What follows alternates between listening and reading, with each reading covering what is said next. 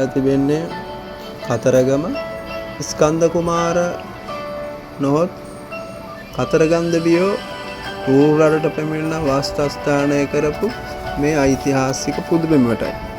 ඒ කියන්නේ වැඩ සිටි කන්ද වැඩ හිටි කන්ද අංජන පර්වතය දක්ෂිණ පාය දෙමළ ජනතාව විසින් හඳුන්වනු ලබන එළුමලේ නැමැති ස්ථානයට මුහුදු මට්ටමේ සිට මීටර් 300ක් පමණ උස අඩි 1000ක් පමණ උසින් යුක්ත මොනරාගල දිස්ත්‍රික්කයට අයත් මෙම පර්වතය ඉතිහාසයේදී කතරගම දෙවියන් විසින් වාසස්ථානය කළ ස්ථානය බවට සැලකෙනවා.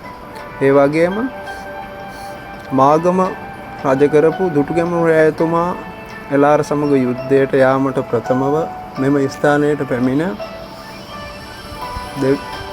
කතරගම දෙවියන් වහන්සේව මුණ ගැහිලා ඒ සඳහා ආශිර්වාද ලබාගෙන රන්කුළු මාලිගයක් සකසා දෙන බවට පොරොන්දුවක් මත යුද්ධයට ගිය බවට ජනප්‍රවාදයේදී සඳහන් වෙනවා. ඒ වගේම පසුව දුටුගැමුණු රජතුමා විසින් මෙම ස්ථානයට පැමිණ රන්කුළු මාලිගය මෙම ස්ථානයේ සැකසීමට යාමේදී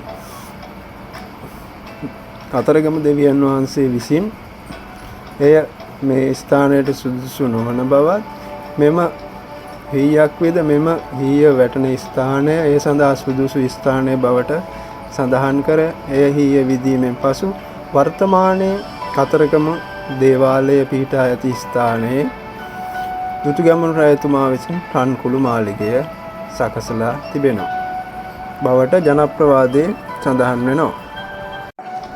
ඒ වගේම වැඩිහිටි කන්ද ඉස්මත්තට ගියපු ආවන් පස්සේ අපිට දකින්න ලැබෙනවා ඓතිහාසික කතරගම පූජනීය පුදබිම හා ඒ අවට කඳුපන්ති ඒ වගේම මෙවැනි වීඩියෝ එකකින් හමු වෙන බලාපොරොත්තු වෙන අදට සමුගන්නවා. ස්තුතියි.